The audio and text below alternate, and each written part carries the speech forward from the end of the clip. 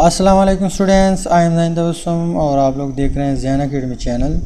आज की इस वीडियो में हम molar heat of fusion, molar heat of vaporisation and molar heat of sublimation जो है इसके ऊपर बात करेंगे। इसको डिफ़ाइन भी करेंगे, साथ साथ जो एग्ज़ाम्पल बुक में प्रेजेंट है उसके ऊपर भी बात होगी। सबसे पहले हम आते हैं मोलर हीट ऑफ फ्यूजन की तरफ। तो डिफिनीशन कुछ इस तरह है कि the amount of heat absorbed when one mole of solid substance is converted into the liquid state at its melting point। कोई भी सॉलिड सब्सटेंस है लेकिन कितना है, 1 मोल है। कितना है, 1 मोल है। इसके अलावा यही 1 मोल सॉलिड सब्सटेंस जब कन्वर्ट हो जाए लिक्विड स्टेट में, यहाँ पे स्टेट अलग है, यहाँ पे स्टेट अलग है, सॉलिड से लिक्विड स्टेट में कन्वर्ट हो जाए लेकिन इसकी मेल्टिंग पॉइंट पे कन्वर्ट हो जाए, तो यहाँ पे जितना हीट लगे, जितना अमाउंट ऑफ हीट लगे, इसको हम मोलर हीट ऑफ फ्यूजन कहते हैं। जैसे मैं आप लोगों को एग्ज़ाम्पल देता हूँ, हमारे कोर्स में वाटर का आइस का एग्ज़ाम्पल दिया हुआ है। मान लो हमारे पास क्या है, आइस है, H2O है, लेकिन किस स्टेट में है, सॉलिड स्टेट में है, आइस फॉर्म में है। आइस कौन सा फॉर्म है, सॉलिड स्टेट है, किस चीज़ का, वाटर का। लेकिन ये वाटर कितना है, 1 मोल है, 1 मोल। अब अगर 1 मोल हम ग्राम में देख ले तो 1 मोल बनता है H2O का 18 ग्राम। यानी अगर हम 18 ग्राम आइस ले ले, क्या ले ले, आइस ले ले, और ये पूरा का पूरा 1 मोल जो है या 18 ग्राम जो है, ये सारा सॉलिड या आइस जो है ये कन्वर्ट हो जाए लिक्विड स्टेट में। ये कन्वर्ट हुआ liquid state, L means liquid state में कन्वर्ट हुआ। पूरा आइस यानी जो पूरा 1 मोल है वो सारा कन्वर्ट हुआ यहाँ पे वाटर में। लेकिन किस पॉइंट पे, इसकी जो मेल्टिंग पॉइंट है, इसका मेल्टिंग पॉइंट 0 डिग्री सेंटीग्रेड या 273 केल्विन है। 273 केल्विन या 0 डिग्री सेंटीग्रेड हम मुसलसल यहाँ पे इसको जो आइस है इसको देते हैं, और यहाँ पे इसकी जो बीच इंटर मॉलिक्यूलर अट्रैक्टिव फोर्स है वो मुसलसल ब्रेक होता है। क्या होता है, मुसलसल ब्रेक होता है, ये कन्वर्ट होता है लिक्विड स्टेट में। तो इस अमाउंट ऑफ हीट को जो यहाँ पे हम प्रोवाइड करते हैं या ये इन्वायरमेंट से जो लेता है, इस हीट को हम मोलर हीट ऑफ फ्यूजन कहते हैं। क्या कहते हैं, मोलर हीट ऑफ फ्यूजन। तो यहाँ पे हीट, अगर आप लोगों को प्रीवियस वीडियो याद हो, हीट कंटेंट को हमने कहा था कि इंताल्पी है। क्या है, इंताल्पी, जिसको हम रिप्रेजेंट करते थे H से। इसके अलावा चेंज इन इंताल्पी, ये क्या था, चेंज इन इंताल्पी, जब हम डेल्टा लगाए, चेंज इन इंताल्पी। अब यहाँ पे इंताल्पी में जो चेंज आता है ये पॉजिटिव होगा या नेगेटिव होगा, बिल्कुल पॉजिटिव होगा। यहाँ पे जो हम एनर्जी देंगे इन द फॉर्म ऑफ हीट, वो कितना रिक्वायर होगा, मोलर हीट ऑफ फ्यूजन जो वाटर के लिए रिक्वायर होता है, 1 मोल वाटर के लिए, वो हमारे पास है +6.02 किलो जूल। किलो जूल जो है ये यूनिट है किस चीज़ की, एनर्जी की, पर मोल, राइट। यानी यहाँ पे अगर हम 1 मोल वाटर ले ले, लेकिन किस स्टेट में हो, सॉलिड स्टेट में हो।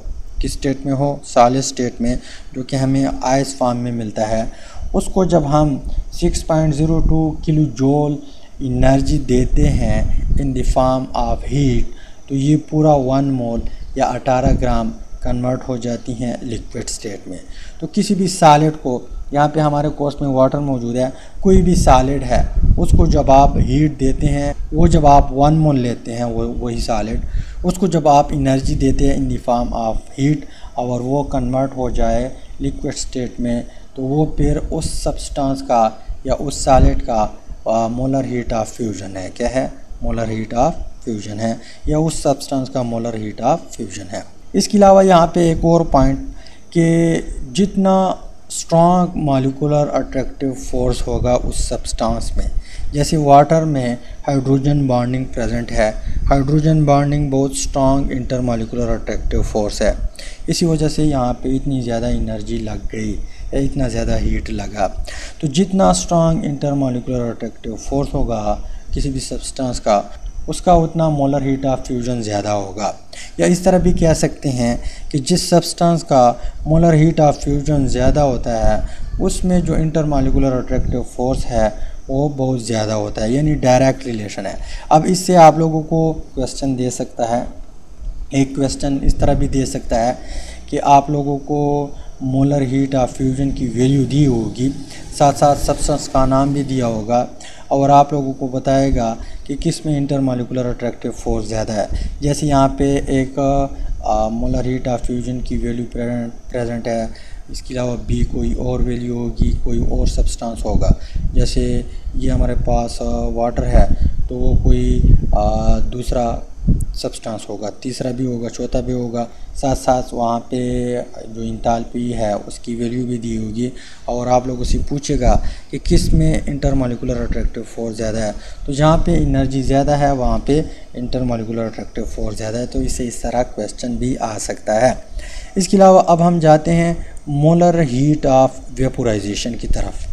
तो मोलर हीट ऑफ वेपोराइजेशन जो है इसको हम इस तरह डिफ़ाइन करते हैं कि the amount of heat absorb when 1 mole of liquid. यहाँ पे जब मोलर लिखा हो तो इसका मतलब ये है कि वो सब्सटेंस हम 1 मोल लेंगे। तो when 1 mole of liquid is converted into vapour और gaseous state at its boiling point, यानी कोई भी हम 1 मोल लिक्विड उठाते हैं, कोई भी लिक्विड है उसको हम 1 मोल लेते हैं और उसको हम हीट देते हैं, क्या देते हैं, हीट देते हैं। वो हीट एब्जॉर्ब करेगा और कन्वर्ट हो जाएगा गैसियस स्टेट में या वेपर स्टेट में। तो 1 मोल जितना अमाउंट ऑफ हीट एब्जॉर्ब कर ले और वो 1 मोल कम्प्लीटली कन्वर्ट हो जाए गैसियस स्टेट में, तो इस चीज़ को हम क्या कहते हैं, मोलर हीट ऑफ वेपोराइजेशन कहते हैं। लेकिन यहाँ पे लिखा हुआ है कि इट्स बॉइलिंग पॉइंट। तो वेपोराइजेशन तब स्टार्ट हो जाता है जब उस लिक्विड का बॉइलिंग पॉइंट आ जाता है। जब बॉइलिंग पॉइंट आ जाता है तब जो लिक्विड है वो कन्वर्ट होना स्टार्ट हो जाता है किसमें, गैसियस स्टेट में। तो बॉइलिंग पॉइंट के ऊपर हम ऑलरेडी बात कर चुके हैं, ये एक अलग कहानी है। लेकिन बॉइलिंग पॉइंट पे जो लिक्विड पूरा के पूरा 1 मोल कन्वर्ट हो जाए गैसियस स्टेट में या वेपर स्टेट में, और उस टाइम जितनी अमाउंट ऑफ हीट लगे उसको हम मोलर हीट ऑफ वेपोराइजेशन कहते हैं। जैसे यहाँ पे हमारे कोर्स में वही वाटर का एग्जांपल दिया हुआ है। हमारे पास वाटर मौजूद है यानी लिक्विड स्टेट में प्रेजेंट है। ये क्या है, लिक्विड स्टेट में प्रेजेंट है, एल मीन्स लिक्विड। इस वाटर को हम हीट देते हैं, लेकिन ये कितना वाटर है, ये 1 मोल है। कितना है, 1 मोल। इसको जब हम हीट देते हैं यहाँ पे एक पॉइंट आएगा कि बॉइलिंग पॉइंट स्टार्ट हो जाएगा। बॉइलिंग पॉइंट जब स्टार्ट हो जाएगा उसके बाद जो हम मज़ीद हीट देते हैं तो इसकी भी जो इंटरमॉलिक्यूलर अट्रैक्टिव फोर्स है वो ब्रेक होना स्टार्ट हो जाएगा। ब्रेक होना स्टार्ट हो जाएगा तो वेपर बनेंगे तो आखिरकार एक टाइम ऐसा आ जाएगा कि ये जो 1 मोल वाटर है, ये जो लिक्विड स्टेट है वाटर का, वो पूरा के पूरा कन्वर्ट हो जाएगा गैसियस स्टेट में। तो यहाँ पे हम हीट देते हैं, ये कन्वर्ट हुआ किस चीज़ में, वेपर में। तो यहाँ पर भी H2O है।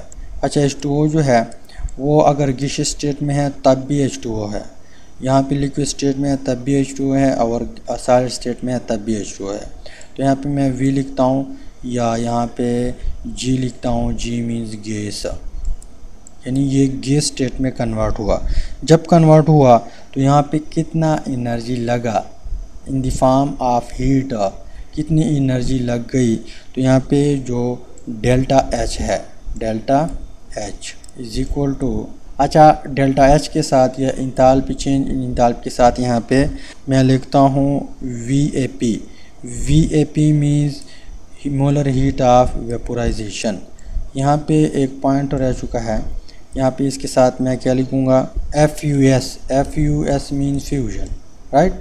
तो यहाँ पे जो एनर्जी लगती हैं वो है 40.7 किलो जूल पर मोल। यानी 1 मोल अगर हम लिक्विड उठाए, H2O को लिक्विड स्टेट में उठाए, कितना, 1 मोल, उसको जब हम गैसियस स्टेट में कन्वर्ट करते हैं तो यहाँ पे जो एनर्जी लगती है इन द फॉर्म ऑफ हीट वो कितनी है, 40.7 kg।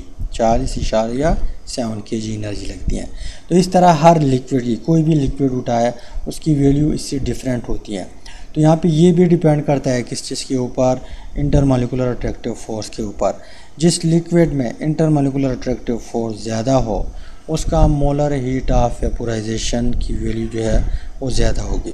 जिसमें इंटरमॉलिक्यूलर अट्रैक्टिव फोर्स वीक होगा उसकी जो वैल्यू है मोलर हीट ऑफ वेपोराइजेशन की वो कम होगी। तो इससे पहले वाले क्वेश्चन की तरह क्वेश्चन भी आ सकते हैं। इसके बाद हम जाते हैं मोलर हीट ऑफ सब्लिमेशन। तो मोलर हीट ऑफ सब्लिमेशन जो है इसको हम इस तरह डिफ़ाइन करते हैं कि the amount of heat absorbed when 1 mole of solid, कोई भी सॉलिड है जिसको हम 1 मोल उठाए और ये डायरेक्टली क्या हो जाए, कन्वर्ट हो जाए वेपर, यानी बीच में जो लिक्विड स्टेट आता है वो बाईपास हो सके, वो स्किप हो सके, यानी वो सॉलिड पहले लिक्विड में कन्वर्ट ना हो जाए, डायरेक्टली गैस में कन्वर्ट हो जाए। तो यहाँ पे जितना अमाउंट लगे, जितना अमाउंट ऑफ हीट लग जाए, इस चीज़ को हम क्या कहते हैं, मोलर हीट ऑफ सब्लिमेशन कहते हैं। हमारे कोर्स में जो एग्ज़ाम्पल दिया हुआ है वो है आयोडीन का। आयोडीन सॉलिड स्टेट में है, एस मीन सॉलिड स्टेट। इसको हम हीट देते हैं पर ये हमारे पास 1 मोल है, कितना है, 1 मोल है। इसको हम हीट देते हैं तो ये कन्वर्ट हो जाता है डायरेक्टली गैस फॉर्म में या गैसियस स्टेट में। तो यहाँ पे ये कन्वर्ट हुआ गैसियस स्टेट में, यहाँ पे जी मीन्स गैस स्टेट। लेकिन यहाँ पे जितना अमाउंट ऑफ हीट लगा वो कितना था, तो डेल्टा एच था हमारे पास, delta H SUB mean sublimation is equal to 60.2 kilo joule per mole energy लग गई।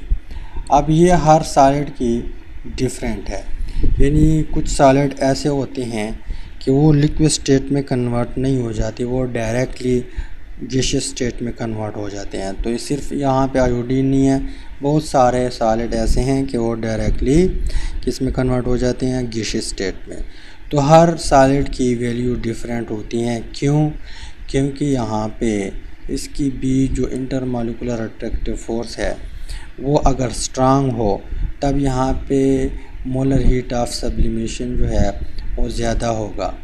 अगर intermolecular force of attraction weak है तो यहाँ पे मोलर हीट ऑफ सब्लिमेशन जो है उसकी वैल्यू भी कम होगी।